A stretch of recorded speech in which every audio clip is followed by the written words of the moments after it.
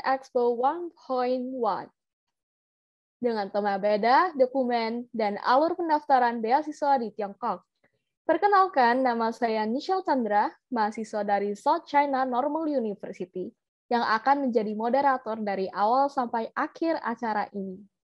Baik, sebelum kita mulai acara ini, izinkan saya menjelaskan sedikit tentang acara webinar series Road to PPI Tiongkok Education Expo.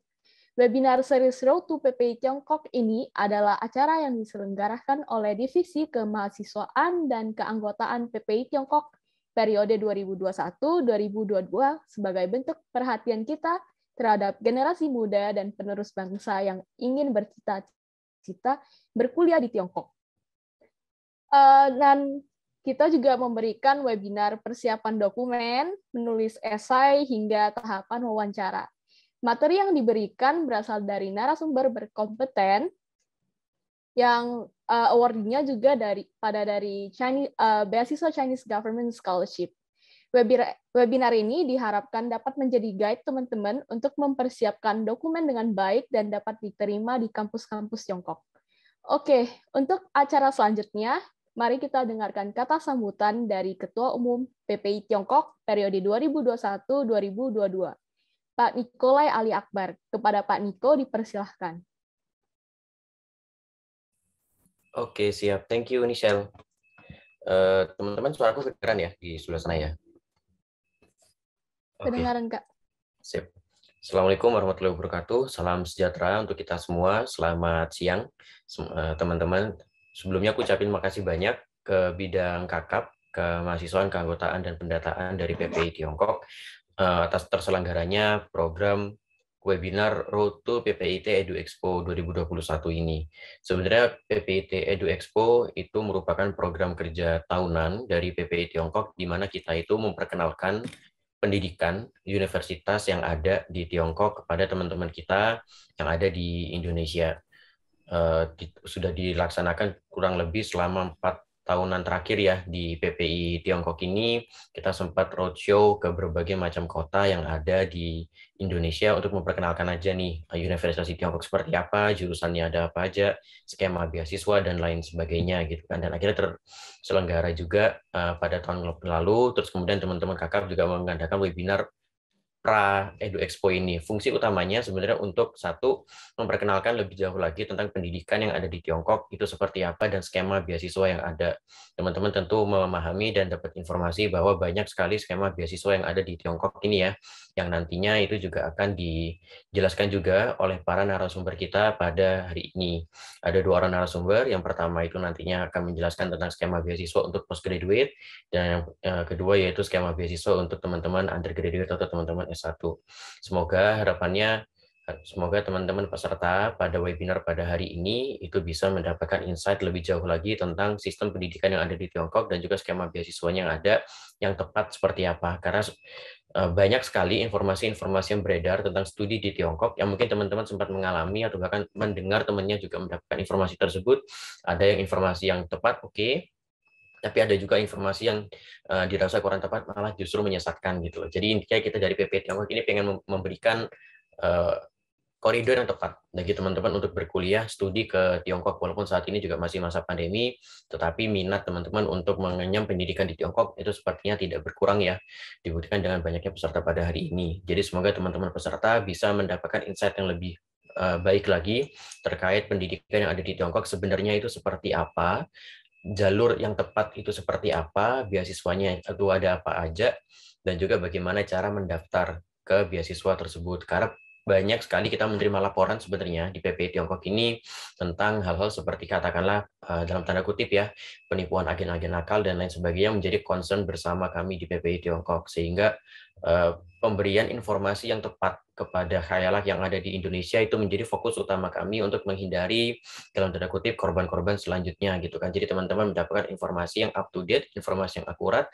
tentang studi di Tiongkok seperti apa, ada beasiswa apa aja, dan bagaimana cara mendaftar ke skema beasiswa tersebut sehingga teman-teman dengan selamat sampai ke Tiongkok untuk studi di situ dan mengenyam pendidikan di situ selama beberapa tahun ke depan. Harapannya semoga dengan ada webinar ini kita bisa dapat insight, dan juga mungkin bukan hanya sekali ini ini aja ya teman-teman, tapi juga ke depannya itu akan banyak lagi seri-seri webinar pendidikan scholarship lainnya dari PPI Tiongkok untuk memberikan informasi yang baik dan tepat bagi teman-teman yang ada. Teman-teman peserta yang hadir di sini setelah ikut webinar juga bisa mencatat poin-poin pentingnya, link-link website yang ada juga bisa dicatat dan disebarluaskan ke teman-teman yang ada di wilayah atau daerahnya masing-masing, sehingga semakin banyak orang yang mengetahui informasi yang tepat terkait pendidikan dan beasiswa ke Tiongkok. Harapannya untuk kita meminimalisir adanya misinformasi dari seperti apa sih pendidikan di Tiongkok dan juga skema beasiswa yang ada. Semoga teman-teman peserta bisa mendapatkan apa yang teman-teman harapkan dengan bergabung di webinar ini. Terima kasih banyak kepada teman-teman di bidang KKP PPI Tiongkok, kepada para pembicara pada siang hari ini. Semoga bisa bermanfaat bagi kita semua program pada hari ini. Terima kasih teman-teman. Selamat berdiskusi, selamat melanjutkan forumnya. Wassalamualaikum warahmatullahi wabarakatuh. Salam perhimpunan. Baik, terima kasih Pak Nike atas sambutannya. Oke, langsung aja nih kita undang narasumber pertama yang sudah hadir dengan kita, Michelle Andrea. Halo semuanya, apa kabar? Halo Michelle.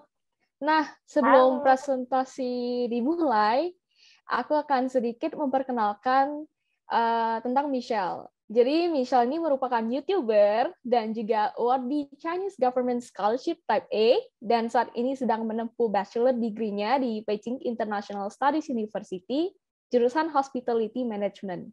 Tanpa berlama-lama lagi, langsung aja kita masuk pemaparan materi yang pertama dari Michelle. Untuk Michelle, time is yours. Thank you, Michelle. Dan teman-teman, aku pertama-tama mengucapkan terima kasih dulu yang udah hadir. Bagi kalian yang tertarik buat daftar beasiswa CGS, baik itu untuk jenjang S1, S2, dan S3, langsung aja aku coba share screen.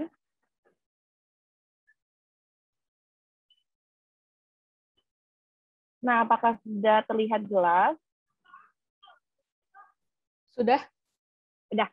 Oke. Tadi yang sudah disampaikan oleh Michelle, nama aku Michelle Andrea sendiri, kalian boleh panggil aku apa aja, nggak usah panggil Ci, boleh panggil nama aja, dan kemudian aku juga kuliah di Beijing International Studies University, jurusan Hospitality Management untuk jenjang S1.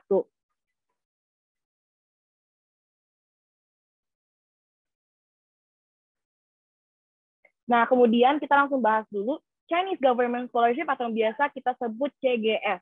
CGS ini merupakan program beasiswa yang diberikan oleh pemerintah negeri Tiongkok setiap tahun untuk warga negara asing yang ingin melanjutkan pendidikan jenjang S1, S2, ataupun S3. Nah, kemudian ada lagi nih, ada juga Chinese Scholarship Council atau kita biasa sebutnya CSC. Nah, ini banyak yang salah mengartikan antara CGS dan CSC. CGS merupakan program beasiswanya, dan kemudian Chinese Scholarship Council itu merupakan institusi yang menyelenggarakan program CGS tersebut. Nah, di CGS sendiri ini ada 3 tipe. Ada tipe A, ada tipe B, dan ada tipe C. Bedanya apa sih? Nah, yang pertama-tama, tipe A sendiri itu kalian umumnya daftar melalui kedutaan. Kalaupun ada dari institusi lain, itu biasanya bersifat full. Nah, untuk tipe B, itu kamu daftarnya melalui kampus terkait, dan tipe C itu melalui institusi lainnya. Jadi umumnya itu tipe A dan tipe B. Nah, kalau untuk S1 gimana? Kalau S1 kita umumnya itu pakai tipe A melalui embassy. Kenapa? Karena tipe B ini umumnya disediakan untuk jenjang S2 dan S3. Kalaupun ada untuk S1 itu pun jarang dan nggak semuanya itu full scholarship. Nah, tipe A ini kalian juga bisa melalui ACYLS untuk program S2 dan S3 ataupun AUN. Tapi untuk program S1 hanya melalui embassy aja ya untuk tipe A.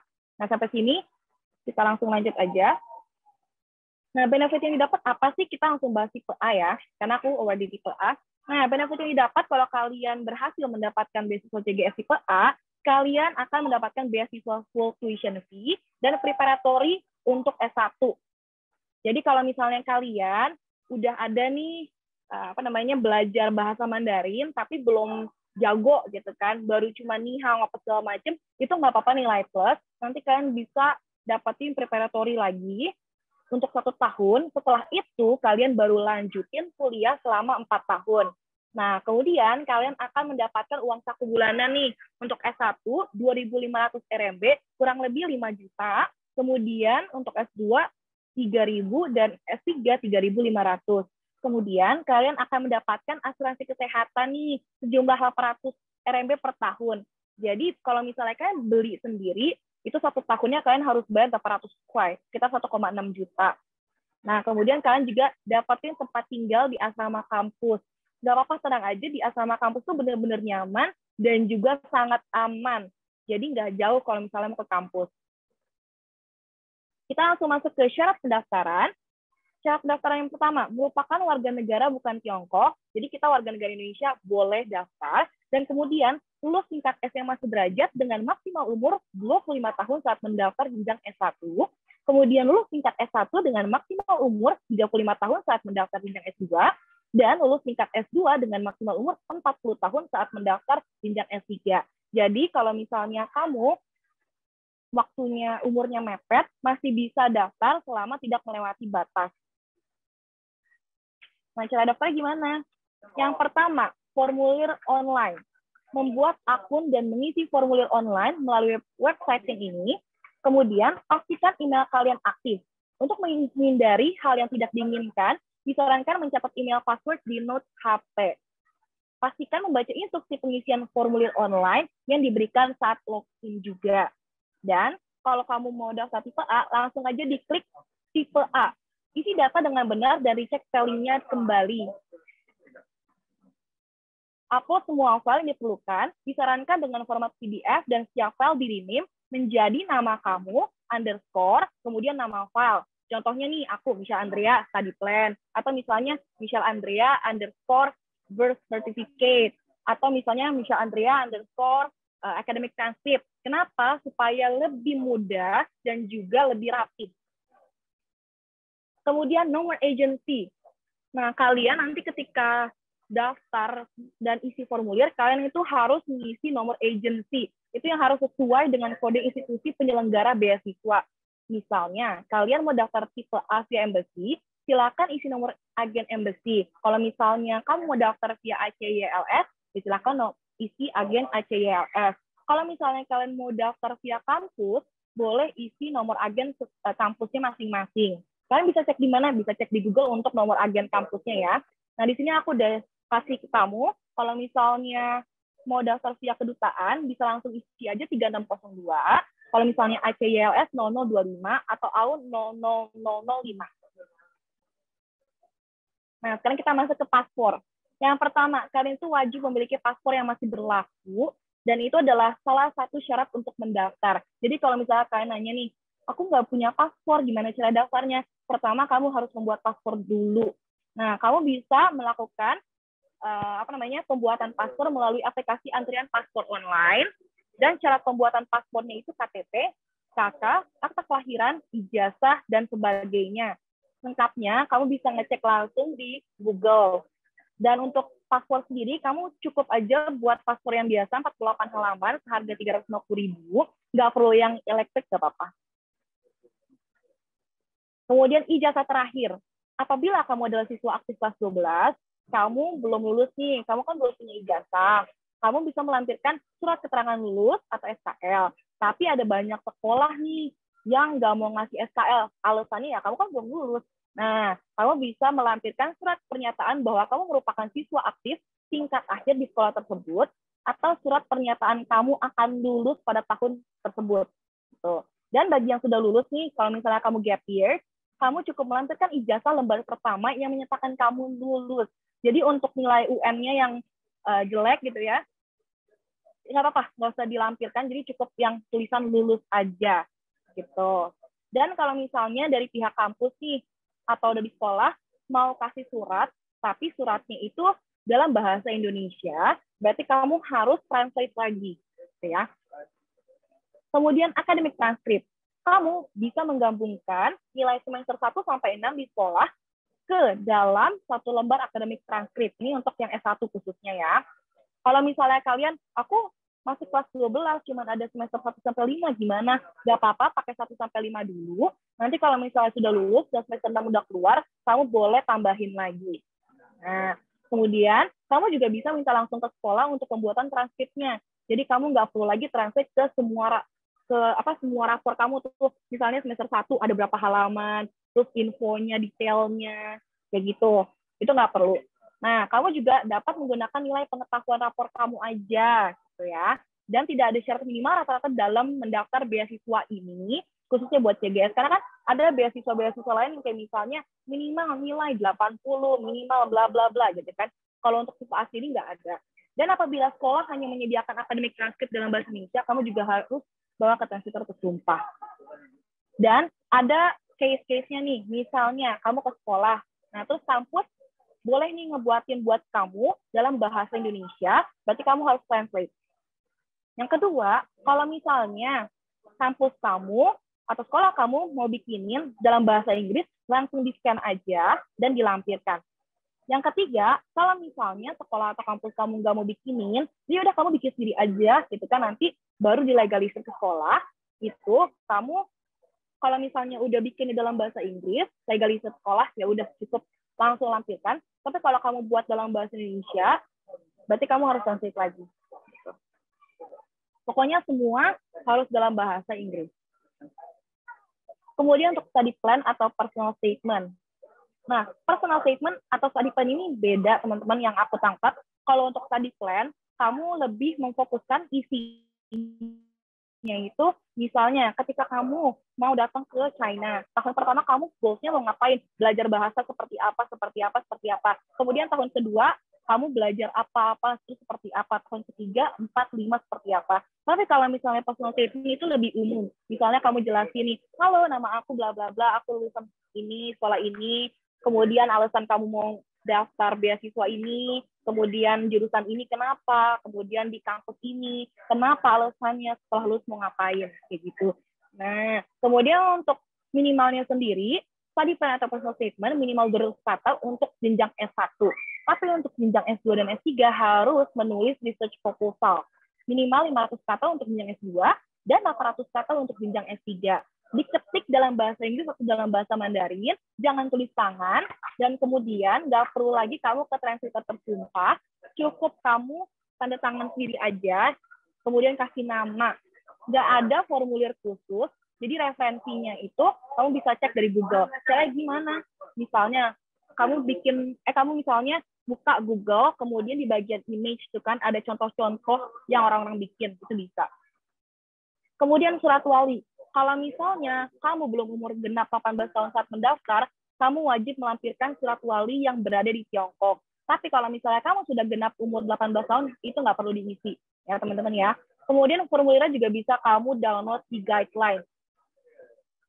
Dan surat rekomendasi. 2 surat rekomendasi dalam bahasa Inggris atau dalam bahasa Mandarin dari 2 orang yang berbeda. Ini bisa jadi guru atau atasan kamu untuk jenjang S1.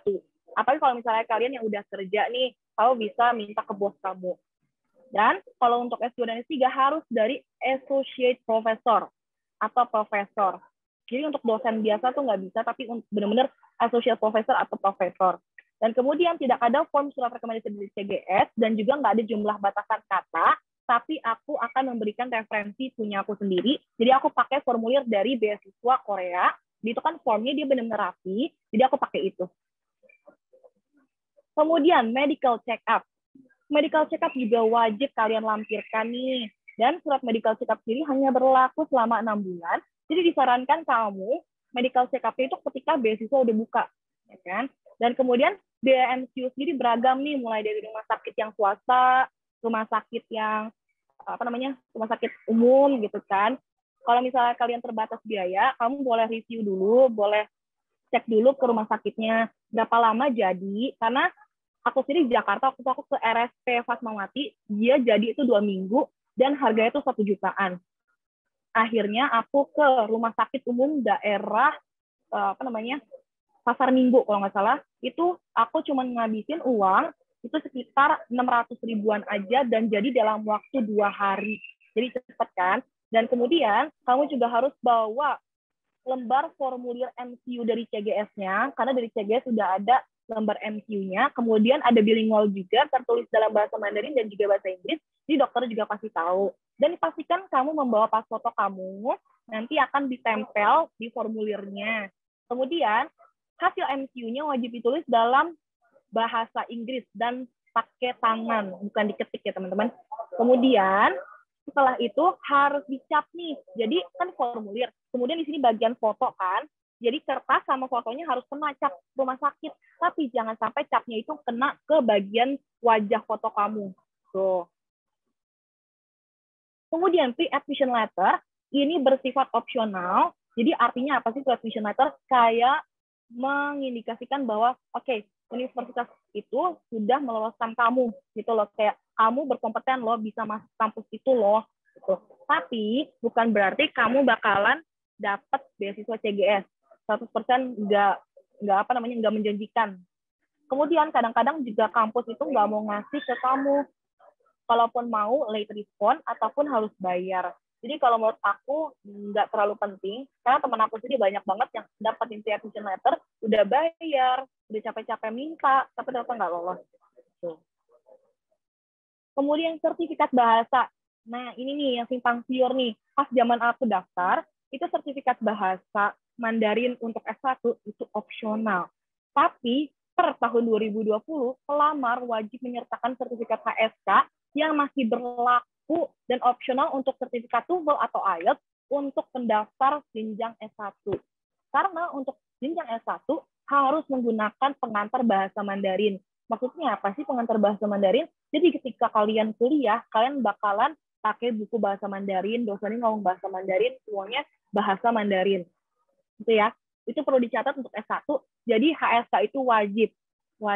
Nah, terus HSK berapa nih?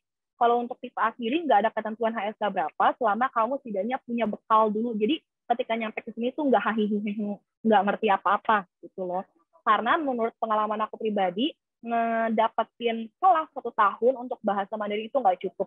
Walaupun udah lulus HSK 4, HSK 5, tapi ketika masuk ke kelas itu masih dosen ngomong apa itu masih susah banget, apalagi buku kayak gitu. Jadi setidaknya kamu punya bekalnya dulu.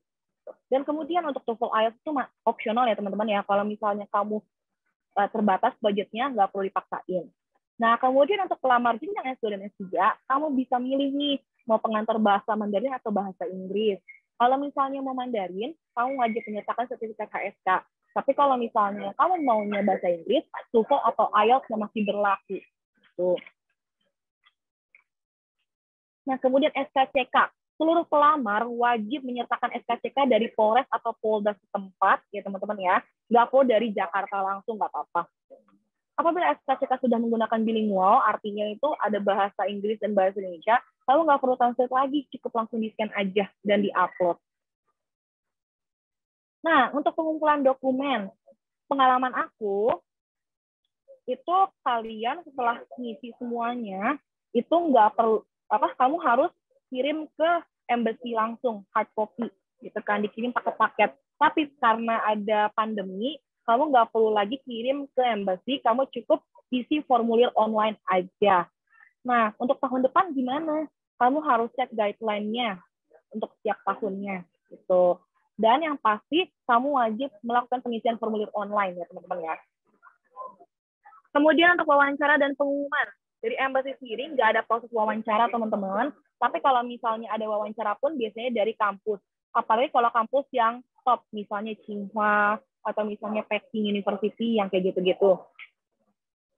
Kemudian, untuk publikasi pengumuman itu nggak ada sama sekali. Jadi kayak benar-benar kamu digantung.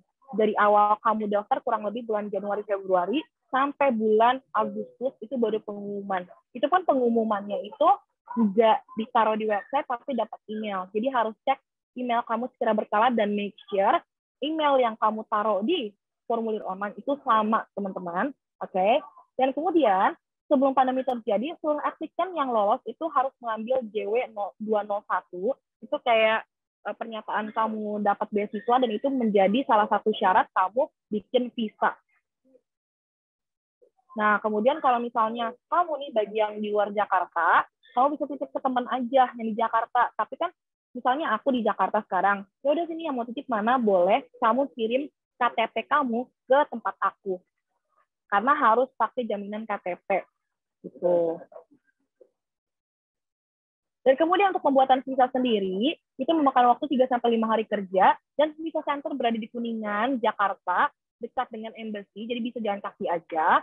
Dan kalau misalnya sama, kamu berada di luar Jakarta, bisa nitip ke teman yang ada di Jakarta, teman-teman, buat bikin visa. Dan untuk syarat dan ketentuan dokumennya apa aja sih, boleh langsung cek di Google ya.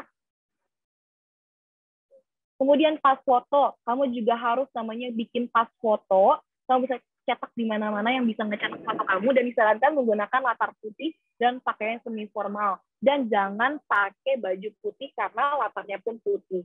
Gitu.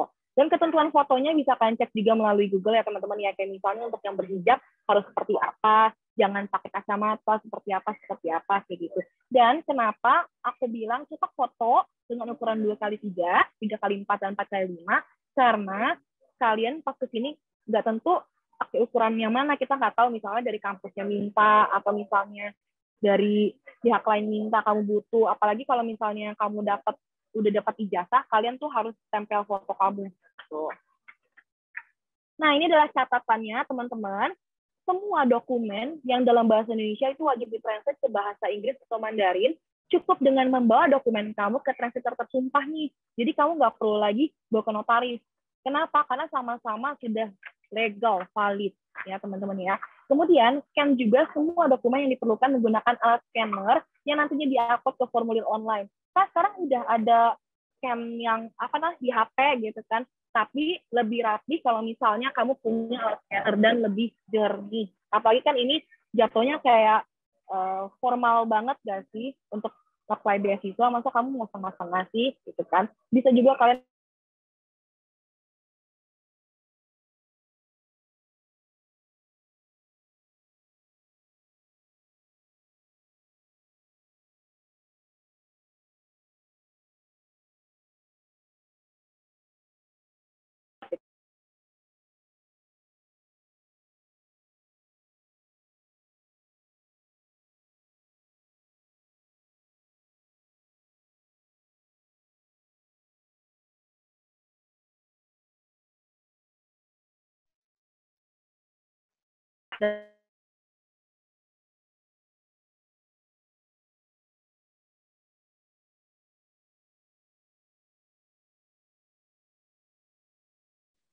Halo, Michelle.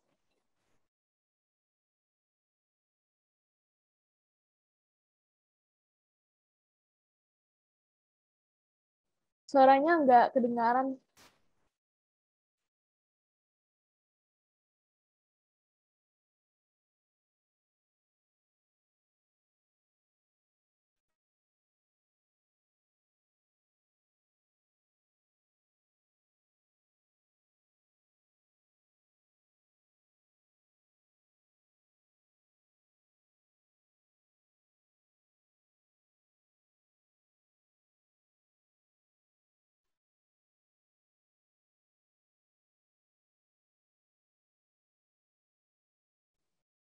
Teman-teman, kita tunggu bentar ya, soalnya Michelle-nya ada gangguan karena terhalang ini pakai VPN, dan Michelle-nya lagi di Beijing, mohon dimaklumin ya.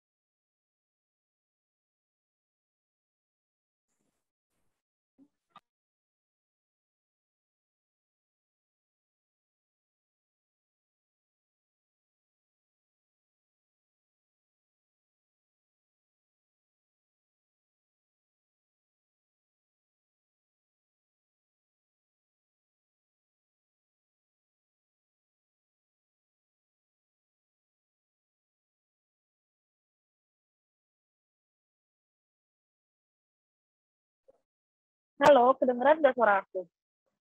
Oke, Michelle udah. Udah ya? Udah. Sorry ya, karena aku lagi di luar juga. Oke, kita lanjut.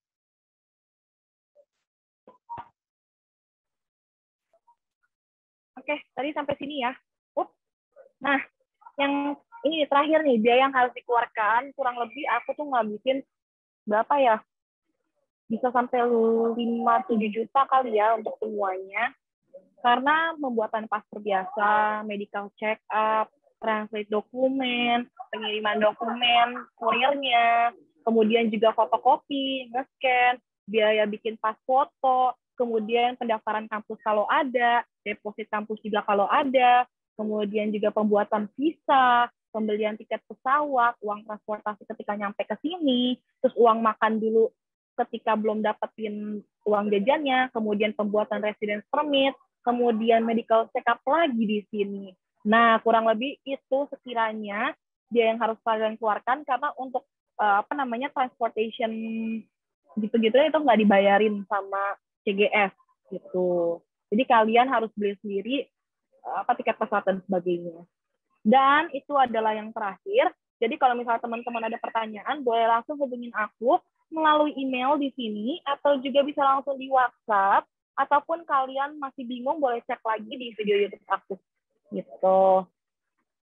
Oke, dan untuk PPT-nya nanti akan di-share sama tim panitia dalam bentuk PDF, dan juga ada informasi lainnya kayak seputar link referensi, misalnya guideline bisa dilihat dari mana. Kemudian untuk translate atau sumpah, rekomendasinya di mana, pengalaman aku, dan sebagainya, itu nanti tim panitia yang akan kirim.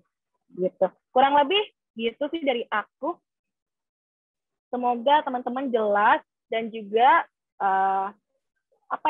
titip pesan dari aku sih sebenarnya daftar beasiswa tuh nggak gampang karena saingannya berat dan bukan berarti kalau misalnya kamu aku nilainya pas-pasan di SMA gitu kan, aku cuma nilainya 60-70 gitu kan, nggak apa-apa karena di CGS sendiri kan nggak ada nilai minimal, jadi boleh langsung daftar aja teman-teman.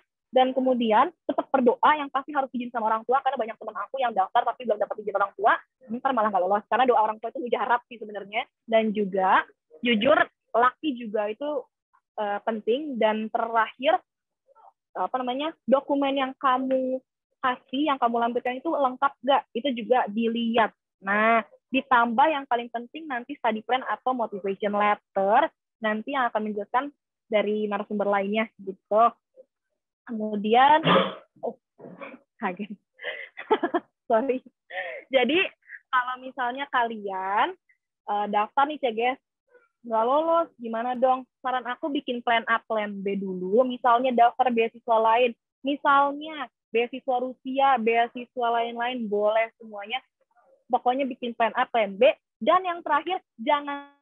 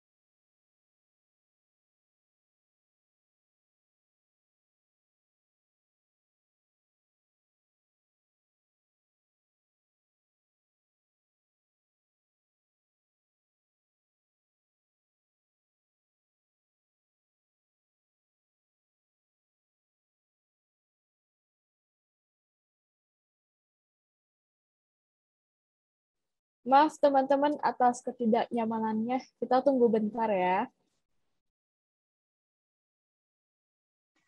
Nah, sorry lagi. Laptopku mati. Ya kurang lebih itu paling dari aku.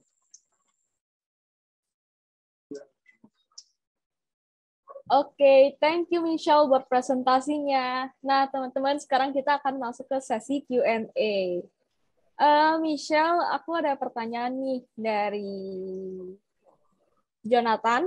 Untuk pendaftar under 18 tahun, cari Guardian untuk ke China itu gimana ya? Apa harus di kota yang sama dengan universitas pilihan? Lalu apa Guardiannya harus warga negara Cina? Dan boleh nggak kawan saya Guardiannya itu student di sana? Oke, untuk Guardian sendiri boleh dari warga negara Indonesia yang saat itu lagi kuliah di Tiongkok, itu yang pertama. Dan kemudian boleh juga warga negara China-nya asli. Nah, terus mereka pun harus minimal 18 tahun.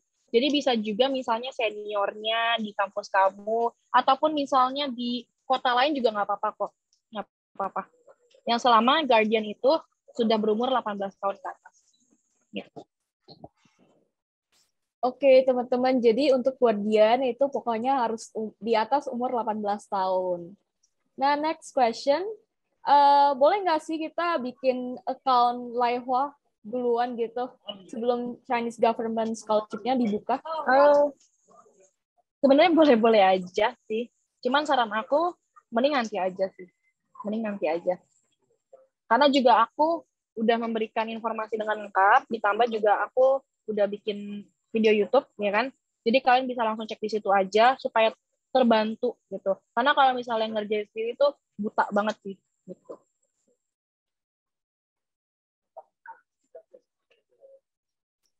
Oke, ini next question lagi. Apakah boleh nggak sih aku daftar Type A dan Type B secara bersamaan? Boleh, boleh. Oke, boleh ya teman-teman. Terus ini ada pertanyaan dari Lintang Fitrian Nada. Mau tanya Kak, itu kalau pilih Type A kan ada yang fully funded dan partial funded.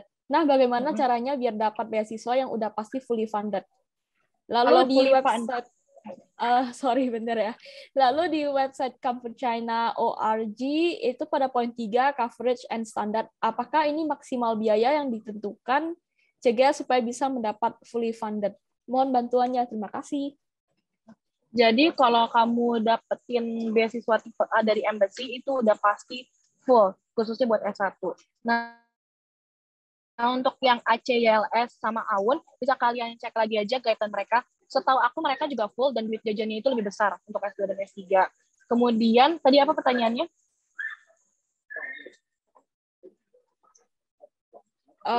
Coverage and standard, apakah ini maksimal biaya yang ditentukan CGS supaya bisa mendapat fully funded?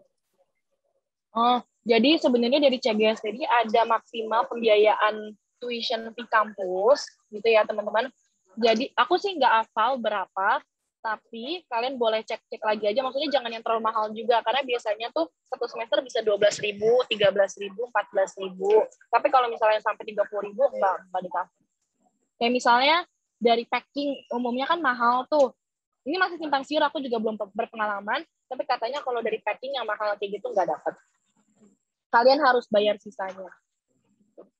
Dan untuk beasiswa sendiri, untuk yang S1, itu kalau misalnya kamu dapat preparatory, berarti total 5 tahun, teman-teman. Tapi kalau misalnya kamu kuliahnya lebih dari 5 tahun, itu kamu harus bayar di sisanya. Entah itu misalnya karena kamu cuti atau gimana-gimana, itu harus bayar sendiri sisanya. Oke, berarti ini kalau misalnya biayanya lebih besar dari yang di cover gitu, berarti sisanya kita harus bayar sendiri gitu lah ya. Betul. Oke. Terus ini ada next question dari Averina. Untuk data pendukung seperti sertifikat, apa bisa memakai sertifikat dari seminar atau hanya lomba saja? Kalau sertifikat itu opsional. Cuman menurut aku, kalau misalnya yang sertifikat bergengsi, misalnya ikut lomba menang, atau sertifikat dari nasional atau internasional, boleh kamu langsung lampirkan. Tapi kalau misalnya kamu ikut webinar atau segala macam, saran aku, nggak usah buang-buang uang untuk nge-scan, untuk translate dulu, nge-scan gitu kan. Mendingan kamu tulis aja di personal statement kamu. Jadi kamu ngejelasin loh, aku pernah ikut ini kenapa, value apa yang kamu dapatkan dan sebagainya. Jadi berarti ini lebih ke pentingnya nulis esai nggak sih, Shell? Yes, itu penting banget, itu poin yang paling penting. Ini ngomong soal esai ya, Shell. Boleh nggak ngasih share poin apa aja sih yang harus kita tulis gitu di dalam study plan dan personal statement-nya? Kalau aku ngobrol sama award di beasiswa Korea juga, yang notabene-nya beasiswa Korea kan juga strict ya, itu dia bilang, kalau tulis, ya sesuai, let it flow aja gitu loh, jangan terlalu lebay-lebay gimana gitu loh. Kemudian langsung aja to the point, misalnya, my name is Michelle, I'm a major graduate from bla bla bla, terus juga saat ini ngapain, kemudian aku ngikutin guideline dari beasiswa Korea sih. Jadi aku punya gambaran apa yang harus aku tulis. Misalnya family background singkat aja. Saat ini aku tinggal sama orang tua gimana, udah gitu aja. Tapi nggak usah sampai panjang, orang tua gimana. Jadi kayak curhat gitu. Jangan juga. Terus, kenapa kamu mau kuliah di China? Kemudian alasannya tambahin dari Google, dari data konkret. Misalnya, China adalah negara yang paling maju di dunia keberapa, gimana, bisa langsung cek di Google. Kemudian juga, kenapa kamu milih jurusan itu dikaitkan sama kondisi kamu di negara, misalnya hospitality management ya, karena kan aku lebih pengen mengenalkan loh budaya, terus wisata Indonesia dan China, biar gimana, dikaitkan juga sama data valid, misalnya pariwisata per tahun sekian itu berapa persen, gimana, kemudian juga kenapa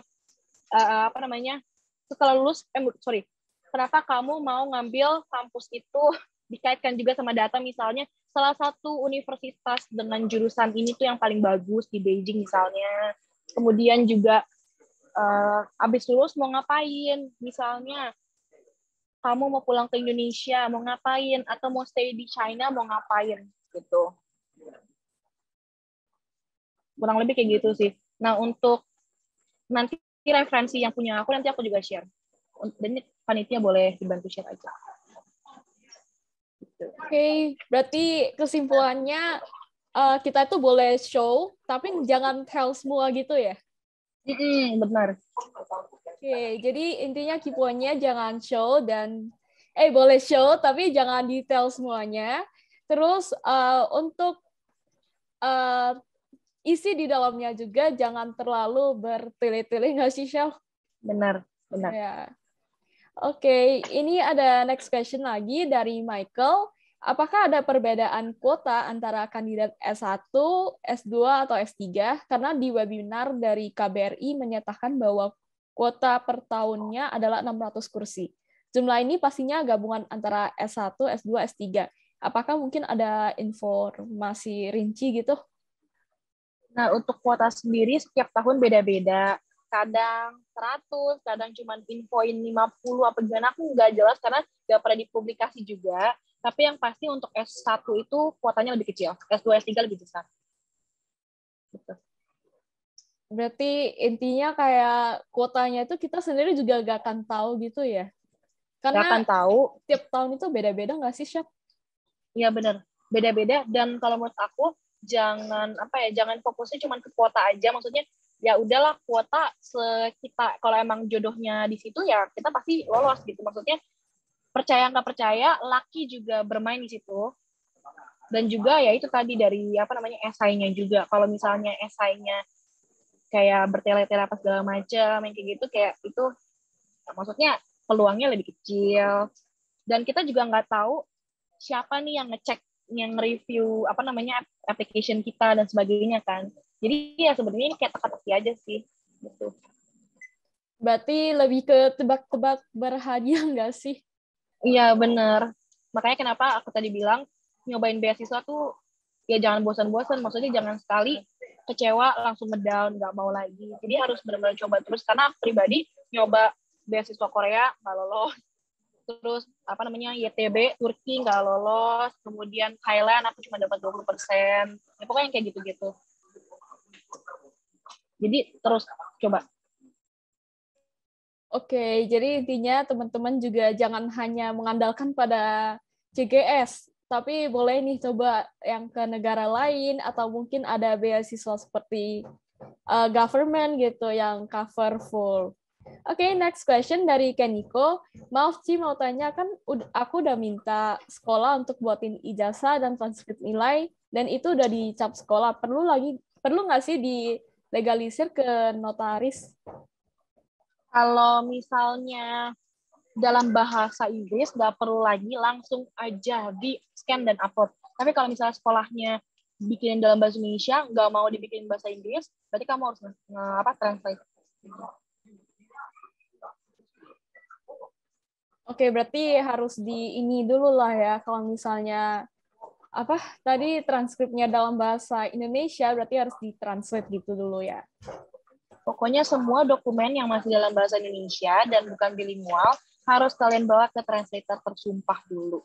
Gitu aja. Oke. Nah, ini pertanyaan yang aku sering dapetin. Dari mana sih cari translator tersumpah? Mungkin boleh di Michelle jelaskan gitu.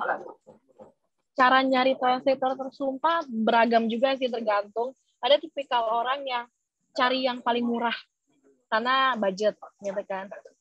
Nanti juga di-share ada kontaknya. Jadi ada satu yang emang dia translator tersumpah pilihan anak-anak beasiswa, ya kan. Scholarship Hunter jatuhnya, dan satu lembarnya cuma 35.000. Cuman jujur secara kualitas, misalnya dari capnya, kemudian service-nya, kayak gitu aku nggak merekomendasikan. Jadi aku pakai satu translator tersumpah dari Jakarta Selatan, itu bener-bener enak banget, komunikasi melalui email cepet, kemudian juga hasil jadinya emang bener-bener kayak profesional, bersih gitu loh. Jadi dan ada tulisan memang ininya, registrasi dia sebagai translator tersumpah gitu. Dan kamu juga dikasih hard copy-nya, jadi dikirim melalui JNL. Dan untuk waktunya sendiri, untuk waktu pembuatannya sendiri beragam. Kamu mau yang secepat apa? Kalau misalnya yang paling lama ada 5 hari kalau nggak salah, ada yang 3 hari, 2 hari, sehari. Semakin cepat makin mahal. Aku sendiri pengalaman 1 lembar 80.000 karena waktu itu aku mepet.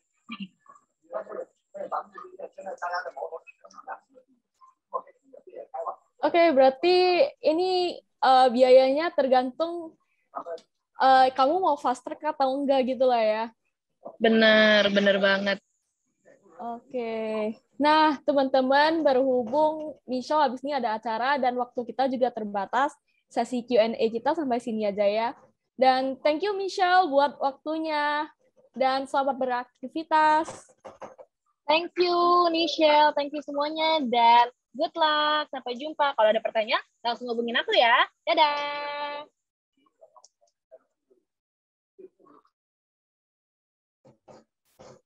Oke, selanjutnya nih ada speaker yang nggak kalah luar biasa. Luar biasanya karena apa ya? Daripada teman-teman penasaran, mari kita sambut Kak Elsa Wongso. Halo teman-teman semua. Halo Kak Elsa, apa kabar? Baik. Oke teman-teman, daripada kita lama-lama lagi ya, mungkin aku sedikit menjelaskan nih, Kak Elsa ini merupakan awardee Chinese Government Scholarship Type B, dan saat ini sedang menempuh doctoral degree di Chongqing University, jurusan Arsitektur Acoustic Engineering. Dan sebelumnya, Kak Elsa menempuh S1-nya di UPH, jurusan Sound Design, S2 di ITB, jurusan Teknik Fisika. Waduh, luar biasa nih Kak Elsa, udah cukup muda ya, S1, S2, S3-nya aja beda-beda major. Kurang apa lagi nih? Oke, tanpa berlama-lama lagi, yuk mari kita simak pemaparan materi yang kedua. Untuk Kak Elsa, tempat dan waktu dipersilahkan. Oke, terima kasih Michelle. Terima kasih juga teman-teman panitia yang sudah mengundang ke acara ini. Mungkin langsung aja kali ya. Oke, jadi untuk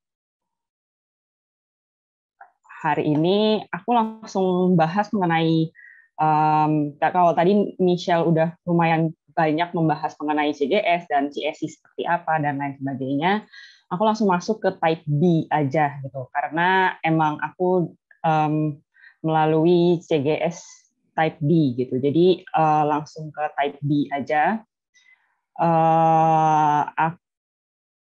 Oke, type B itu langsung ke Chinese University-nya gitu. Jadi Chinese University program dia masuknya langsung ke Chinese University-nya, bukan melalui embassy gitu. Kalau yang tadi itu yang type A itu melalui embassy, kalau yang ini langsung melalui universitasnya.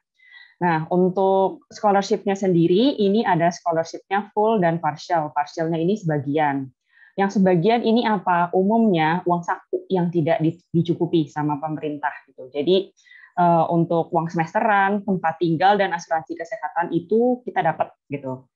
Uang saku tadi udah dijelasin sama Michelle, untuk jenjang pendidikannya itu berbeda-beda, S1, S2, S3 ini beda. Tapi untuk tempat tinggal kita memiliki opsi untuk tidak stay di asrama kampus gitu. Jadi kita boleh stay di luar kampus. Mereka akan kasih kita 1.000 renminbi, sekitar 2 juta untuk S3, tapi untuk S2 hanya 700 kalau untuk CGS ya. Lalu persyaratannya kurang lebih sama yang type A, tapi aku agak menggarisbawahi juga harus memiliki kesehatan yang baik gitu, karena biasanya di S2, S3 ini pendaftarnya kan umumnya umurnya tuh lebih banyak ya, range umurnya tuh lebih luas gitu dibanding yang S1 gitu. Jadi memiliki kesehatan yang baik itu perlu gitu. Untuk pendaftar S2 di bawah 35 tahun, untuk pendaftar S3 di bawah 40 tahun. Nah, untuk alur pendaftarannya sendiri itu secara umum ya, itu mereka biasanya sekitar bulan Desember atau bulan Januari ini buka proses administrasi sampai dengan bulan April, sekitar April pertengahan atau April akhir, kadang-kadang tergantung, itu harus dicek lagi. Kadang-kadang sih setiap tahunnya tuh beda-beda ya. Kalau kemarin aku di akhir April, tapi ada lagi teman yang di pertengahan April mereka udah tutup proses administrasinya ini. Nah, untuk sesi wawancara ini ada sekitar di bulan Mei. Jadi kayak biasanya kalau lolos untuk seleksi berkas lah bahasanya ya. Biasanya ada wawancara di bulan Mei. Terus tunggu pengumuman hasil tuh di bulan Juli akhir atau Agustus awal tuh biasanya baru muncul si pengumumannya ini gitu. Jadi ditunggu aja, kadang-kadang agak lebih lama gitu. Dan di sekitar September awal, Agustus akhir lah mungkin ya, sekitar Agustus akhir, September awal ini permulaan perkuliahan. Tapi sebelum mendaftar, aku menyarankan ada beberapa persiapan yang harus dilakukan sama teman-teman semua gitu. Pertama dari pencarian jurusan. Jurusan ini penting gitu karena kadang-kadang jurusannya ini beda-beda gitu. Karena mungkin beda bahasa juga, jadinya ada beberapa opsi jurusan gitu loh di Tiongkok sendiri gitu. Lalu mencari bahasa pengantar. Kalau di S2 dan S3 itu ada pengantarnya bahasa Inggris, ada yang pengantar bahasa Mandarin gitu. Jadi tergantung dari teman-teman. Kalau memang misalkan teman-teman yakin dengan HSK teman-teman, boleh coba di pengantar bahasa Mandarin, nggak masalah gitu. Tapi kalau aku sendiri, aku mengambil pengantar bahasa Inggris. Jadi semuanya dalam bahasa Inggris, bahkan guru-gurunya, dosen-dosennya, kemudian lab-nya itu semua dalam bahasa Inggris gitu. Meskipun teman-temannya tetap orang asli sana juga sih ya gitu. Lalu setelah itu cari juga kota dan universitas, dilihat dulu nih kotanya di mana, universitasnya di mana. Setelah menemukan kota dan universitas ini, coba cari di CGS, apakah si universitas dan program studi yang teman-teman mau ini sudah terdaftar atau belum begitu di CGS. Kadang-kadang ada beberapa universitas yang ternyata tidak terdaftar gitu, karena tidak semua universitas di Tiongkok ini terdaftar di CGS gitu. Jadi bisa cek dulu ke websitenya Tiongkok gitu untuk mendaftar universitas dan program studinya tertentu gitu. Nah lalu untuk setelah proses ini udah kelar nih, jadi kayak 1-4 ini udah kelar, coba menghubungi admin college gitu. Karena kadang-kadang admin college ini bisa membantu proses pendaftaran, bukan berarti pasti diterima ya, tapi dibantu gitu. Terus juga mencari profesor sama peta jalan penelitian profesor ini penting untuk S2 dan S3, apalagi S3 sih terutama gitu ya. Karena kadang-kadang profesornya ini kan penelitiannya harus dicek juga gitu. Mereka penelitiannya apa, sesuai apa enggak sama yang teman-teman mau gitu. Apabila misalkan tidak sesuai dengan yang teman-teman mau, mungkin mereka akan refer ke profesor lainnya gitu. Jadi biasanya ada waktu untuk ngobrol-ngobrol, dan di wawancara pun biasanya ngobrolnya sama profesornya langsung gitu. Jadi harus sesuai dengan peta jalan penelitian profesornya juga apabila misalkan mau research-nya dengan profesor tersebut gitu. Setelah itu persiapan dokumen, baru pendaftaran beasiswa. Nah, untuk proses pendaftarannya sendiri itu melalui aplikasi daring. Kalau untuk Type B ini aku nggak mengirim berkas apapun ke universitas gitu. Jadi mereka hanya melalui formulir aplikasi via daring ini, bisa melalui 2 situs ini yang ada di teman-teman ini. Tapi semua formulir aplikasi dan berkas yang diterima itu harus dalam bahasa Inggris atau Mandarin. Jadi mereka tidak menerima dalam bahasa lain ya. Tapi umumnya kalau S2, aku kurang tahu sih. Tapi biasanya kalau S1, S2 itu udah dalam biasanya udah ada tulisan bahasa Inggrisnya gitu kalau di ijazah ataupun di transkrip gitu. Jadi biasanya nggak harus ke translator tersumpah dan lain-lain seperti itu.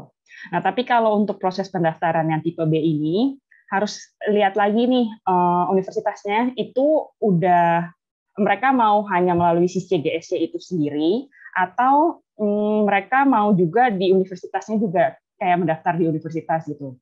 Nah, kalau untuk aku kemarin aku mendaftar di keduanya. Jadi di universitasnya iya, tapi di website yang untuk CGS-nya ini aku daftar juga gitu. Nah, untuk dokumen yang dibutuhkan jenjang pendidikan S2 dan S3 ini agak sedikit berbeda dengan yang S1. Nah, yang S1 itu ada beberapa yang nggak ada. Jadi ada beberapa yang nggak ada, dan harus dilengkapi ini di S2 dan S3 ini kalau misalkan mau mendaftar di S2 dan S3 ya. Tapi tetap membutuhkan yang namanya nomor agensi, bisa nanti dicek nih, misalkan universitasnya maunya kalau kayak aku Chongqing University, aku bisa cari nih di Chinese Agency Number ini, kira-kira Chongqing University ini kode universitasnya berapa. Terus nanti begitu di formnya itu dimasukin kode universitasnya, jadi hitungannya kurang lebih seperti itu. Untuk paspor, pastikan sebenarnya minimal masa berlakunya itu 1 tahun. Minimal masih ada 1 tahun lagi gitu loh, maksudnya masih ada 1 tahun sisa. Dan kalau misalkan paspornya ini nggak valid atau tidak memenuhi persyaratan lah gitu ya, selama saat pendaftaran itu harus mengajukan paspor baru dulu, baru mengirimkan dokumen. Ini teman-teman harus cek lagi paspornya teman-teman apakah masih berlaku atau tidak dan sebagainya. Terus untuk SKCK tadi mungkin udah agak dijelaskan sedikit sama Michelle, tapi kalau aku kemarin aku ke Mabes Polri ya, jadi melalui Mabes Polri atau Polres Polda setempat mungkin bisa dibantu. Lalu untuk ijazah dan transkrip ini, untuk S2 membutuhkan transkrip dan ijazah S1. Kalau untuk pendaftaran S3 ini S1 dan S2-nya dibutuhkan. Lalu saat pendaftaran ini menggunakan bahasa Inggris atau Mandarin ya, transkrip dan ijazah. Tapi pada saat kedatangan di kampus wajib membawa ijazah dengan bahasa asli. Jadi kemarin aku hanya membawa bahasa Inggrisnya, mereka tolak. Jadi aku harus bawa lagi yang bahasa Indonesianya gitu. Cuman karena masa pandemi jadi belum balik ke sana dan ya belum terpenuhi gitu jadinya. Tapi harus membawa ijazah aslinya ya, yang dengan bahasa asli maksudnya. Selanjutnya untuk sertifikat kemahiran bahasa gitu, sertifikat bahasa lah hitungannya gitu. Kalau tadi mengambil pengantar bahasa Inggris itu harus menyertakan sertifikat TOEFL, minimum nilainya itu 95. Kalau IELTS itu minimum nilainya 6,5 ya. Tapi pada saat kelulusan nanti, kalau tetap dalam konteks bahasa pengantarnya Inggris ini, tetap dalam kelulusan itu sertifikat HSK 3 atau 4 itu merupakan salah satu persyaratan. Nah, untuk HSK ini banyak yang kayak sekarang ini HSK-nya udah ganti, Kak. 9 udah ganti, Kak. Sampai sekarang dari pihak kampus belum ada info apapun sih gitu. Jadi sampai sekarang pun masih di HSK 3 atau 4 mereka ngomongnya. Jadi belum ada omongan 9 dan seterusnya gitu kalau di kampusku gitu ya.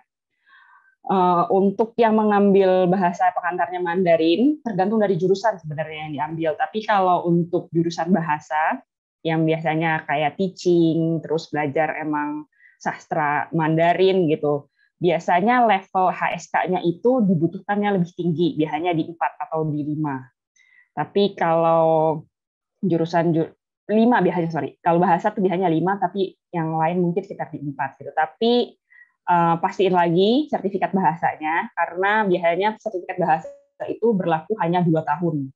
Takutnya begitu teman-teman mendaftar, ternyata sertifikat bahasanya ini udah nggak berlaku. Gitu. Jadi dicek kembali sebelum teman-teman submit dokumennya. Gitu.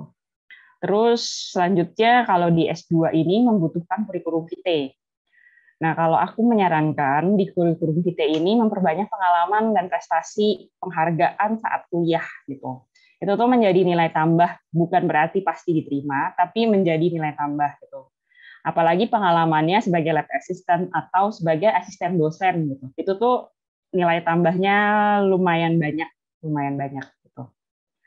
Terus untuk surat rekomendasi membutuhkan 2 surat rekomendasinya. Kalau aku saranin juga dari jenjang pendidikan terakhir gitu. Kenapa? Karena biasanya jenjang pendidikan terakhir ini kan dosennya lebih mengetahui teman-teman ya daripada misalkan kalau kayak aku di S1 dan di S2 ya aku akan prefer untuk kayak S2 gitu. Karena lebih mereka akan lebih tahu gitu. Kita udah arah penelitiannya kemana dan lain sebagainya gitu. Terus biasanya sih dosen pembimbing. Kalau misalkan di S1 di Indonesia kan ada tuh yang namanya dosen pembimbing atau mungkin dosen wali. Sebaiknya mereka yang menulis gitu. Tapi kalau misalkan Kak, aku dosen pembimbingku ternyata bukan profesor atau associate professor Kak. Mungkin bisa ngobrol lagi sama dosennya. Nanti biasanya mereka akan prefer, oh nih mendingan si bapak ini atau ibu ini gitu. Tapi kalau boleh saran, mendingan pilihnya dosen pembimbing gitu. Lebih main aman lah kurang lebih. Terus kalau untuk S2 juga personal statement dan research proposal ini aku dipisah. Jadi personal statement sendiri itu dalam bentuk essay menjelaskan misalkan mengenai yang past academic background, study plan-nya teman-teman seperti apa, kayak kekurangan, kelebihan, sebenarnya lebih menjual kelebihan sih sebenarnya gitu, teman-teman seperti apa dan lain sebagainya. Itu kalau untuk S2 itu 500 kata, untuk S3 itu 800 kata dalam bahasa Inggris atau Mandarin. Aku juga menyarankan banget kalau untuk personal statement ini diskusi juga sama teman-teman yang pernah lolos di beasiswa CGS atau beasiswa lainnya. Karena biasanya tuh orang-orang yang seleksi berkasnya ini tuh ya kurang lebih pemikirannya tuh nggak jauh beda gitu, kurang lebih ya. Tapi bisa aja beda, cuman biasanya nggak jauh beda gitu. Jadi untuk pengalaman dan lain-lain tuh untuk personal statement ini aku saranin ke teman-teman yang emang udah pernah lolos di beasiswanya gitu. Terus untuk research proposal, hitungannya sebenarnya kalau research proposal ini biar nggak buta-buta amat gitu, begitu nyampe di Cina, aduh kayak bingung Kak mau ngapain gitu. Jadi biar nggak buta-buta amat, udah ada research proposalnya dulu nih gitu. Nah research proposalnya itu apa aja sih yang biasanya ada? Itu biasanya ada latar belakang, masalah, tujuan, batasan penelitian, dan yang paling penting referensi ya. Terus di sini disarankan banget kalian nggak ada yang namanya plagiat gitu, karena mereka ada sistem untuk mengecek gitu plagiatnya. Kalau lebih dari 5% aja mereka akan pertanyakan gitu, apalagi untuk S3 gitu. Jadi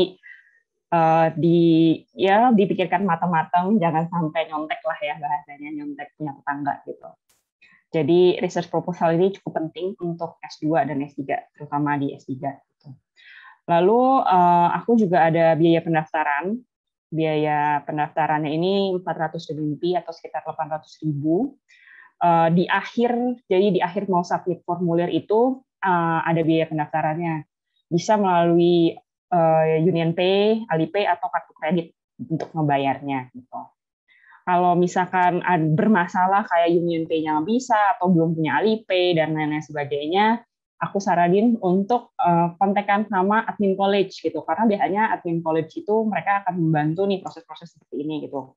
Kayak kalau teman-teman ada kendala di biaya pendaftaran dan lain-lain gitu. Kalau kemarin kasus aku biaya pendaftaran ini aku bayar pada saat aku udah nyampe di Tiongkok gitu. Jadi karena ada masalah di jaringan mereka justru gitu. Jadi mereka bilang nggak apa-apa, nanti sampai di Tiongkok baru dibayar gitu. Udah yakin banget padahal baru proses pendaftaran. Nah, lalu untuk medical check up form sama sebenarnya kurang lebih sama yang tadi Michelle sampaikan gitu. Tapi nanti begitu di Tiongkok tuh umumnya akan dicek ulang kembali nih formnya teman-teman. Kalau misalkan ada yang kurang sesuai gitu, nggak sesuai standar mereka lah gitu. Mereka tuh nanti akan minta melakukan kayak sebagian check up gitu atau ambil darah kah atau emang cek ulang secara menyeluruh gitu. Jadi untuk yang ini teman-teman jangan kayak merasa aduh kok aku nyampe Tiongkok harus keluarin biaya lagi untuk ini gitu, karena emang kadang-kadang ada beberapa perbedaan di Indonesia dan di Tiongkok gitu. Jadi santai aja lah gitu. Nah, kalau misalkan teman-teman mau ke rumah sakit, terus kayak, ini aku bingung nih ngomongnya apa, dan lain sebagainya gitu. Umumnya beberapa rumah sakit besar ya, umumnya itu udah tahu gitu, kalau misalkan saya mau kuliah di Tiongkok dan mau melakukan medical check up gitu. Umumnya mereka udah tahu kayak mereka harus ngapain dan sebagainya. Kalau kemarin aku cuma diminta kasih pas fotonya aja, tapi semua form-form dan lain-lainnya mereka sudah punya, gitu. Template-nya tuh mereka udah ada. Gitu. Jadi teman-teman tinggal ke rumah sakit. Kalau memang misalkan rumah sakitnya nggak ada, ya teman-teman udah print duluan itu sekitar 2 lembar kalau nggak salah ya untuk medical check up form-nya. Nah kalau untuk S3 dan S2 juga. Menurut aku dokumen pelengkap lainnya ini jurnal internasional dan paper sih sebenarnya yang menjadi nilai tambah gitu. Kebetulan karena aku udah di jenjang S3, jadi aku udah ngeluarin jurnal, udah ngeluarin 2 paper juga gitu. Jadi lumayan jadi nilai tambah buat mereka gitu. Terus untuk surat penerimaan dari profesor dan surat penerimaan dari universitas tujuan ini kalau ada aja, jadi sifatnya opsional. Tapi kalau di kasus aku kemarin, aku tidak melampirkan keduanya gitu, karena profesornya bilang nggak apa-apa lah, nggak usah nanti aja gitu. Langsung nunggu si CGS itu, jadi nggak usah pra penerimaan segala macam agak ribet dia bilang gitu. Nah, ini sedikit tips sebenarnya dari aku gitu. Kalau misalkan teman-teman mau daftar JGS itu, kalau bisa penuhi semua persyaratan dokumen gitu, dan sesi wawancara yang mereka udah tetapkan nih, timeline-nya udah ada dan lain-lain tuh, kalau bisa jangan sampai ngaret gitu. Misalkan mereka bilang jam 2 siang ya kita wawancara, teman-teman datang jam 2:05 aja, itu mereka akan merasa kayak oh ini orang nggak menghargai saya dan sebagainya gitu. Jadi kalau bisa dokumen dan sesi wawancara ini datangnya tepat waktu, untuk sesi wawancara datangnya tepat waktu, tapi untuk persyaratan dokumen ini disubmitnya tepat waktu gitu. Terus persiapan dokumen terutama ya ini harus sangat matang, mulai dari persiapan dokumen dan proposal, terus sampai sesi wawancara, pokoknya semuanya matang, rapi, dalam yang pokoknya semuanya baik gitu loh. Jadi jangan sampai mereka melihatnya kayak ini orang nggak ada persiapannya sama sekali gitu. Terus yang ketiga, umumnya yang dibaca atau dilihat itu semua yang ditulis sama calon mahasiswa ya, atau misalkan pendaftar lah anggapannya gitu. Jadi kayak personal statement, proposal itu dibaca banget gitu. Tapi kalau yang lain-lain ya mungkin ada orang administrasi dan lain-lain cuma ngecek nih valid atau enggak dan datanya gitu. Memiliki dokumen penunjang itu juga baik ya. Memiliki dokumen penunjang yang baik itu untuk lebih meyakinkan sih sebenarnya gitu. Karena kalau misalkan teman-teman punya bisa dilihat gitu loh. Oh nih udah pernah kerja nih di lab, oh udah pernah ini nih, oh udah pernah itu tuh gitu. Jadi biasanya kayak gitu-gitu tuh mereka akan lebih lihat dan lebih kayak apresiasi gitu loh. Terakhir, kalau dari aku punya komitmen belajar, memperlihatkan aja sih sebenarnya komitmen belajar itu saat berkomunikasi dengan profesor, terutama ya kalau untuk S3 gitu. Karena dari awal emang profesorku sih emang selalu bertanyanya itu komitmennya seperti apa gitu, dan emang dia tidak menyarankan aku, bukan menyarankan sih sebenarnya, karena kalau beasiswa CGS ini kan nggak boleh sambil kerja ya, jadi dia mau ngasihnya tuh lebih banyak research gitu, nah seperti itu gitu. Jadi dikasih lihat aja gitu loh komitmen belajar kita saat kita berkomunikasi juga dengan profesor. Nah, kalau memang misalkan teman-teman masih ada pertanyaan yang misalkan belum atau misalkan tidak bisa dijawab di webinar ini gitu, teman-teman bisa kontak aku melalui email, WhatsApp ataupun Instagramku gitu. Jadi nanti kalau memang aku baca aku balas gitu, teman-teman. Mungkin itu dari aku. Bisa dilanjut di sesi Q&A aja kalau misalkan ada pertanyaan lanjut ya. Oke, thank you Kak Elsa buat waktunya. Semoga informasi yang kita dapat hari ini bisa bermanfaat bagi kita semua ke depannya. Selanjutnya kita akan langsung aja masuk ke sesi Q&A. Nah, Kak Elsa, aku dapat satu pertanyaan yang FAQ nih sih sebenarnya dari Marcelva. Apakah ada syarat minimal pemilihan kampus untuk CGS? Minimal atau maksimal? Minimal sih, ini kayak Kalau misalnya minimal minta berapa kampus gitu. Kalau minimal pasti 1 ya. Kalau minimal ya. Kalau maksimal aku kurang tahu, sekitar mungkin 2 atau 3 mungkin ya. Oke, berarti kalau type B itu lebih ke hanya dapat satu pilihan ya, bukan langsung 3 gitu ya, seperti embassy track. Kalau aku kemarin cuma 1 sih. Oke. Oke. Next question dari Meli, bagaimana cara mendapatkan surat rekomendasi dari associate professor atau profesor? Nah, jadi Kak Elsa ini cari data profesornya, kemudian di email satu persatu gitu kah? Enggak sih, kalau aku kebetulan karena di S2 aku ini emang udah associate professor gitu, jadi pembimbingku ini udah associate professor, jadi aku tinggal minta gitu. Cuman kadang-kadang ada yang beberapa kampus yang ternyata belum, soalnya kemarin ada juga yang tanya gitu melalui Instagram, Kak, aku nggak punya associate professor di mana namanya di kampusku, aku harus gimana gitu kan. Coba tanya ke rektor atau dekan, biasanya mereka akan membantu gitu. Kalau misalkan ada proses-proses seperti ini gitu, biasanya mereka mau bantu gitu. Coba tanya ke rektor atau dekan, nanti di email gitu. Jadinya biasanya lewat jalur ini ya, jalur yang resmi gitu. Kalau aku jalurnya agak nggak resmi soalnya. Jadi jalurnya agak jalur dosen pembimbing soalnya gitu. Oke, ini berarti tergantung lagi ke tiap kampus gitu lah ya. Iya, benar. Terus ini next question, adakah ketentuan cuti di perkuliahan S3, terutama untuk scholarship holder? Tergantung cutinya sebenarnya. Kalau cuti gara-gara pandemi, mereka nggak masalah.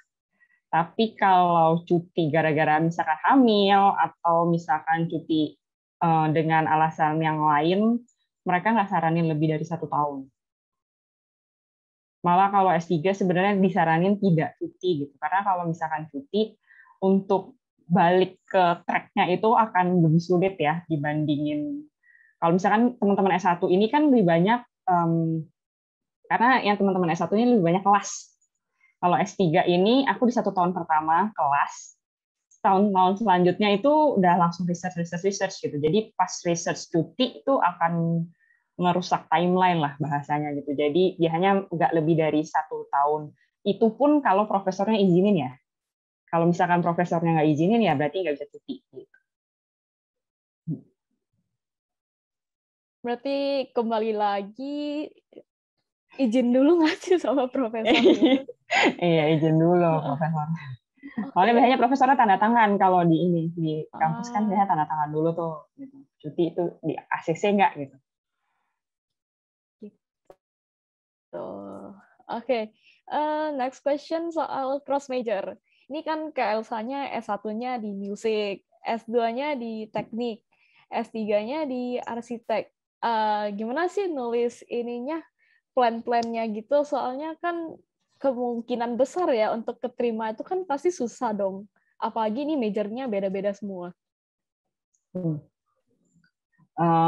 Sebenarnya dibilang cross major dan beda banget sih sebenarnya enggak ya gitu. Karena kalau misalkan ada benang merah ya pasti ada gitu, dari S1 itu ke S3 benang merahnya itu di bidang suara gitu.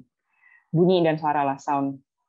Gitu. Jadi sebenarnya apa ya, kalau misalkan dibilang nulisnya agak susah, sebenarnya bukan susah sih, lebih ke arah bisa apa enggak nih lulus gitu bahasanya sih kalau aku ya. Kalau aku lebih ke arah bisa apa enggak lulusnya gitu. Terus kalau misalkan dari S1 ke S2 ke S3 terus harus dimasukin ke study plan. Hitungannya mungkin study plan ya S3-nya. Aku nggak terlalu banyak masukin yang S1 sebenarnya. Jadi S2 yang lebih aku banyak masukin gitu. Karena kayaknya lebih updated nih gitu yang S2. Kalau S1 kayaknya udah agak-agak ya lumayan lupa dikit lah gitu. Tapi S2-nya lebih banyak. Dan kalau cross major, as long as bisa ya, nggak masalah sih gitu. Karena kemarin temanku juga ada yang S1-nya pendidikan, S2-nya ngambilnya biomedical gitu. Jadi nggak masalah sih gitu. Untuk cross major ini tuh nggak masalah as long as ada komitmen belajarnya aja sebenarnya. Kalau dari pandangan aku ya, kalau misalnya nih, aku S1 di let's say lah musik, terus aku tuh bikin research aku, skripsi aku itu lebih ke nyangkutnya ke teknik gitu, oke nggak sih? S1 musik, ini research S3-nya maksudnya? Enggak, untuk S2-nya. S2-nya teknik gitu. Iya, jadi kalau misalnya ya, jadi aku S1-nya musik, S2-nya teknik, tapi skripsi aku itu musiknya lebih ke teknik gitu. Bisa nggak sih? Bisa aja. Tergantung sama kesepakatan dari dosen sih sebenarnya. Ujung-ujungnya balik sama dosen lagi. Jadi ini kayak dosen tuh memegang peran penting lah gitu. Dosen pembimbing ya. Jadi kayak nunggu ACC gitu ya berarti. Kayak karena biasanya ngasih mereka saran gitu. Gitu. Karena mereka biasanya kayak kalau kita propose something lah, bahasanya itu kita propose something ke mereka, nanti mereka akan kayak saya kurang setuju nih sama yang topik ini gitu. Karena kayak disertasi pun sama gitu. Disertasi ini aku udah propose topik ke-5 baru di ACC. Gitu. Jadi ya lumayan panjang lah perjalanan gitu. Oke, berarti intinya harus nunggu ACC dulu dari dosen kita, baru kita bisa langsung start bikin skripsinya. Oke, untuk next question, kalau misalnya IP aku drop, apakah beasiswa aku bakal langsung ditarik atau gimana? Kalau si CGS ya, itu sebenarnya setiap tahunnya ada annual review namanya mereka. Nah, kalau dari college aku, karena dia kayak top rank-nya, college ini top rank-nya di Chongqing University, jadi nilai aku ini nggak boleh lebih, nilai rata-rata nggak boleh di bawah 80. Kalau di bawah 80 tuh langsung ditandain, kurang lebih gitu. Jadi dicek lagi 1 tahun, kalau misalkan masih di bawah 80 nilai rata-ratanya, beasiswanya dicabut. Kalau dicabut ini semuanya dicabut kah atau hanya biaya kuliah atau gimana? Semuanya dicabut. Jadi harus kayak self support gitu. Jadi bayar sendiri semuanya. Kalau misalkan nilai rata-ratanya selama 2 tahun berarti hitungannya di bawah 80. Tapi kalau S3 mereka saraninnya nggak di bawah 80. 1 tahun pertama aja udah disaranin nggak di bawah 80. Oke, berarti ini nilainya nggak boleh di bawah 80 lah pokoknya. Kalau misalnya di bawah 80 langsung ditarik gitu. Emang nggak ada keringanan gitu ya, kayak misalnya nilaiku 1 aja drop nih, terus aku kayak mohon-mohon gitu. Nilai rata-rata sih hitungannya. Jadi kayak misalkan Oh, kalau rata-rata. jadi kalau misalkan ada satu yang 60 misalkan, tapi yang lainnya bisa menyelamatkan biar nilai rata-ratanya naik gitu, nggak masalah. Gitu. Oh, berarti intinya kalau rata-ratanya nggak di bawah 80 itu nggak masalah, asal apa sih, gimana sih jelasinnya, kayak sorry, berarti kayak tiap subjek itu nilainya bebas, yang penting bagus-bagus gitulah, tapi jangan sampai rata-ratanya di bawah 80 gitu. Rata-ratanya ya, nilai rata-rata. Oke, ini aku yang pengen tanya sih sebenarnya. Apa sih yang buat Kak Elsa cita-cita untuk kuliah di luar negeri, dan ekspektasi terhadap kuliah di luar negeri itu apa sih? Sebenarnya kalau ngomong apa cita-citanya kuliah di luar negeri, emang udah dari kecil sih gitu. Jadi dari sekitar SMP-an gitu tuh emang udah mau kuliahnya pokoknya di luar negeri gitu. Untuk S1, S2 kebetulan di Indonesia, jadi ya setidaknya lah agak memaksa kuliah di luar negeri gitu. Yang pasti sih kalau di luar negeri itu untuk kemandirian, cara berpikir dan lain-lain tuh akan berbeda ya. Kalau di Indonesia kan kayak apa-apa masih bisa minta tolong orang tua lah ya, gitu. Maksudnya kurang uang, papa kirimin mah kirimin mah gitu. Kalau di sini misalnya di Tiongkok kurang uang ya yang gimana caranya kita ngatur si uang saku yang dikasih sama si pemerintahnya ini gitu.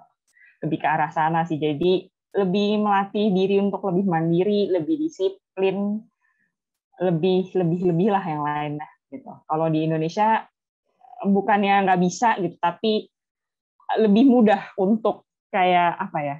Lebih mudah untuk minta tolong tanda kutip. Kurang lebih. Oke, berarti ini pesan sih untuk teman-teman SMA yang ingin kuliah di luar negeri. Dengar saran apa, tips and trick dan saran-saran dari Kak Elsa. Kak Elsa, next ini ada question ya. Kan Kak Elsa sendiri kan ambil English Talk. Apakah kan di China itu kan kita juga pakai bahasa Mandarin kan di lingkungannya. Jadi sebelum Kak Elsa berangkat itu, Kak Elsa ada les-les Mandarin gitu nggak sih? Dan apakah perlu nggak? Kalau perlu sih perlu, karena aku nggak ngeles. Jadi aku agak apa ya, nekat gitulah gitu. Jadi datang-datang ke sana cuma bisa bilangnya mau pucet tahu doang gitu. Jadi kayak aku nggak tahu gitu. Tapi akhirnya aku karena di universitas juga ada kayak kelas bahasa ya gitu, selama 1 tahun itu dikasihin kelas bahasa biar kita bisa sampai HSK 3. Jadi mereka kayak ngajarin gitulah gitu dari universitas, dan itu termasuk dari biaya uang semesteran dan lain-lain. Jadi kita udah nggak usah nambah biaya, kecuali kita mau ngambilnya intermediate ya. Jadi kelasnya tuh dikasih kayak kelas beginner banget lah, yang belajar ni hao, yang halo gitu. Terus kalau ketemu orang nanti yang lebih tua, kalau sama guru ngomongnya nin hao yang kayak gitu-gitu loh doang gitu. Akhirnya belajar sendiri lagi, mendingan lah ya gitu, mendingan gitu. Cuman kalau memang dibilang perlu atau enggak, menurutku sih perlu, karena mereka orang Tiongkok ini nggak mau tahu, pokoknya bahasa mereka yang harus diomongin gitu. Jadi agak susah gitu. Ya sih, berarti kita juga harus punya bekal lah intinya, yang minimal aku bisa speak daily yang harus disampaikan ke lokalnya gitu ya.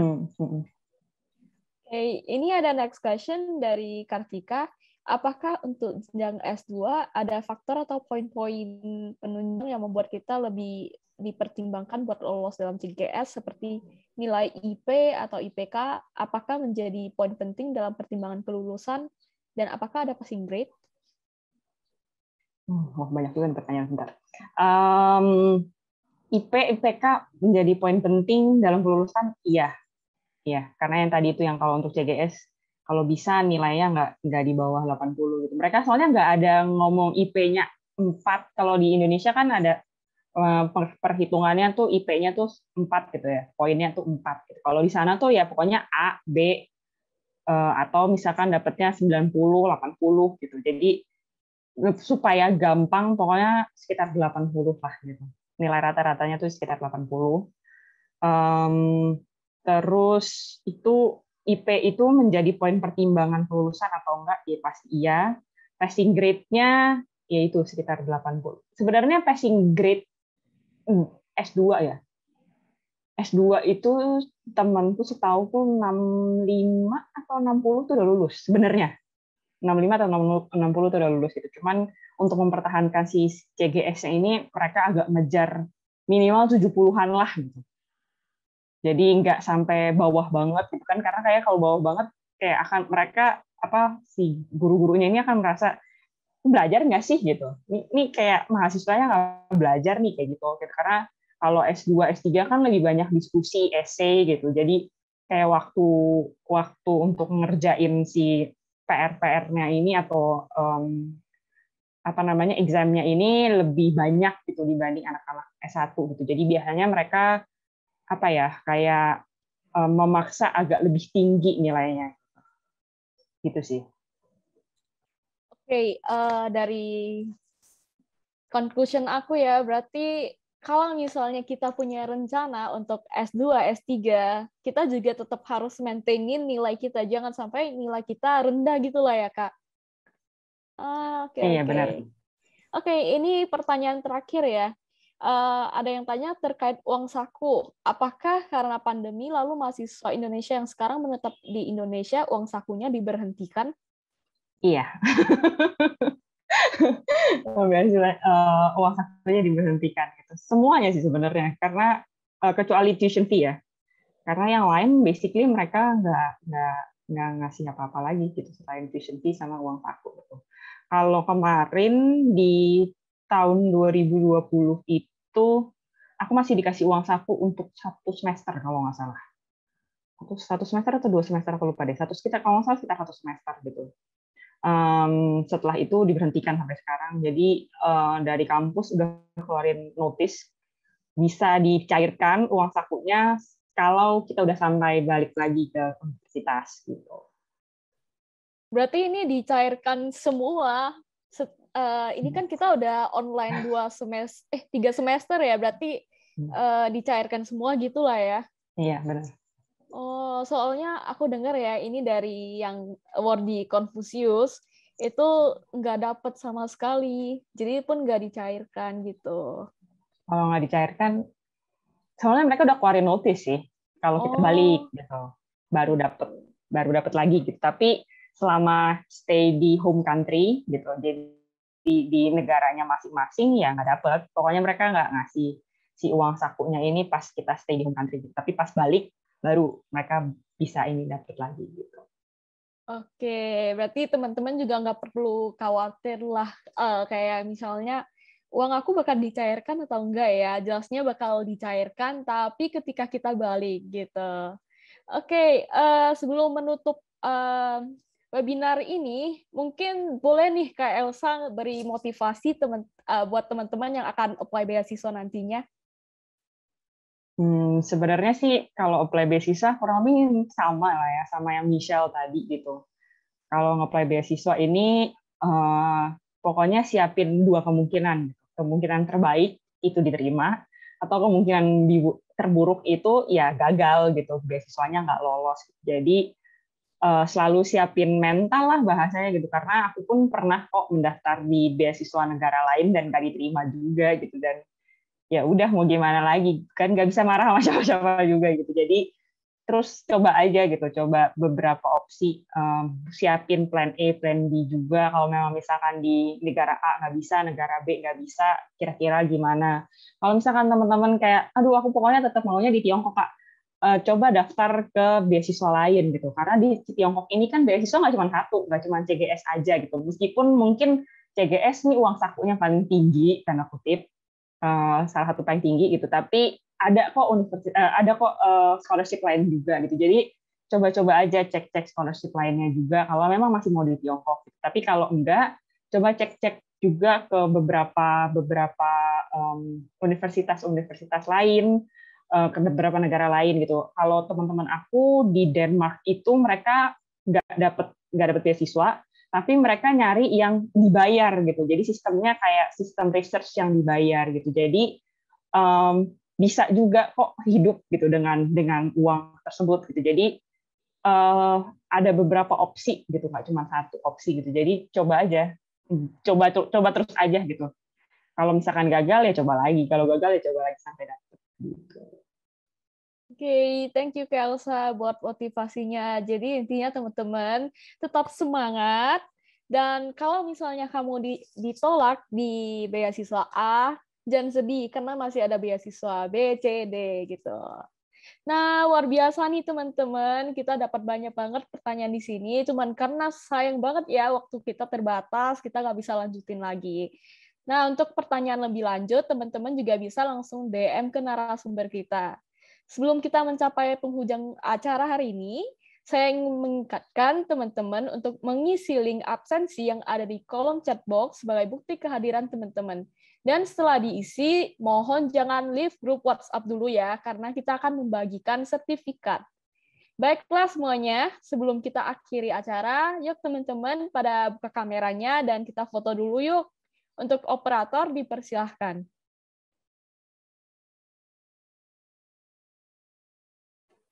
Oke, kita ada sekitar 4 slide ya. Kita mulai dari slide pertama dulu. Saya hitung dari 1 sampai 3. Oke, dari slide pertama, 1, 2, 3. Oke, slide kedua, 1, 2, 3. Slide keempat, 1, 2, 3. Udah itu saja. Oke, thank you operator. Saya ucapkan terima kasih kepada seluruh hadirin yang telah hadir dalam webinar series bedah dokumen dan alur pendaftaran beasiswa di Tiongkok. Saya Nichelle Chandra, selaku moderator webinar hari ini, beserta para panitia yang bertugas hari ini, pamit undur diri.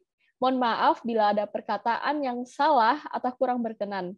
Sekian dari saya, dan jangan lupa untuk stay tune di Instagram PPI Tiongkok untuk webinar series Road to PPI Tiongkok Education Expo 2.0. Terima kasih dan sampai jumpa. Bye!